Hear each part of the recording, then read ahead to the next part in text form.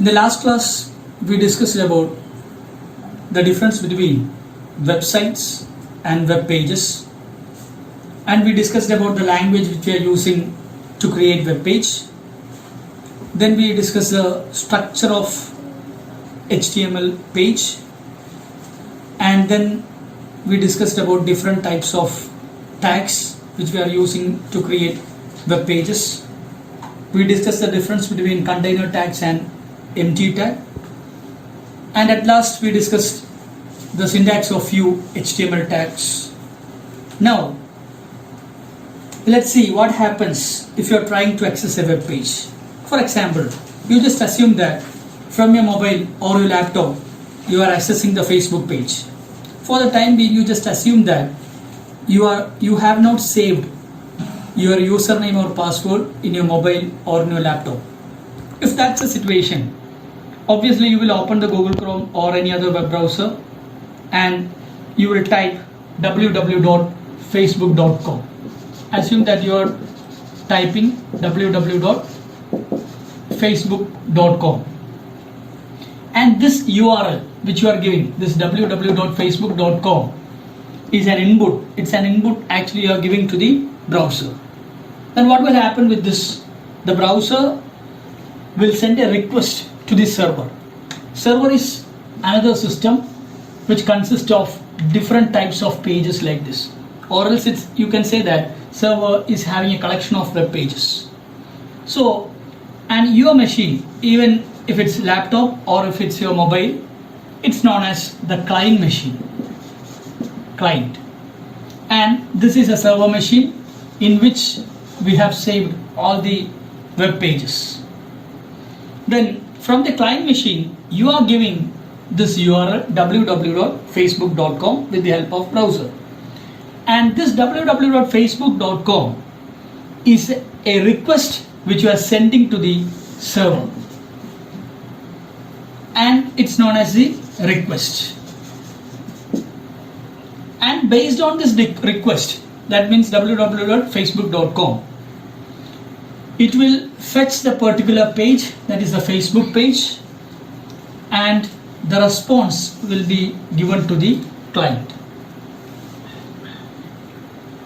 and the browser will execute that particular code and it will display the login page of Facebook like this. It will be having some username and password.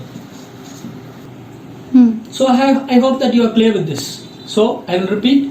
First, you are sending this request with the help of browser. You are typing the URL www.facebook.com, and it's an input which you are giving from your client machine, and this input is given as a request to the server. The server will process this, and according to the request it will send the respective page to the client machine. This is what's happening in the case of client server communication. Then now let's discuss about the different types of pages, different types of web pages. Web pages can be classified into two main divisions, that is static web pages and dynamic web pages. Web pages can be classified into two divisions, static pages and dynamic pages. Now let's discuss about the what static pages and what dynamic pages. See, in this example we have discussed about the login page of this Facebook.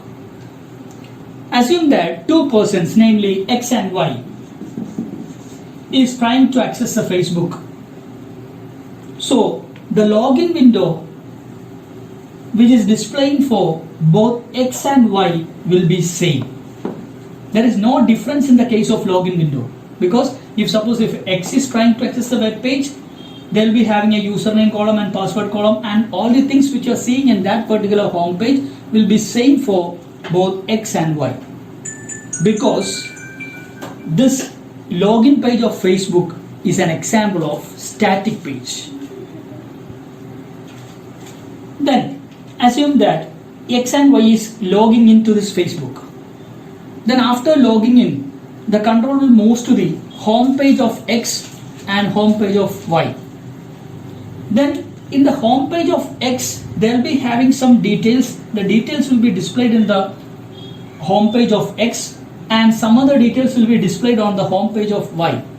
The details which is displayed in the home page of X will not be similar to the one displayed in home page of Y. For example, in the home page of X, they'll be having front list of X, whereas in the case of home page of Y, they'll be having front list of Y and the postings of Y. The structure of both the pages, structure of both the home pages of X and Y will be same, but the data are different. So in the first case, the login page of this particular Facebook is same for both X and Y because it's an example of static page. Whereas in the case of the second page, whereas in the case of home page, the home page will be different for both X and Y. The structure will be same, but the data are different for X and Y. The displaying contents will be different for X and Y.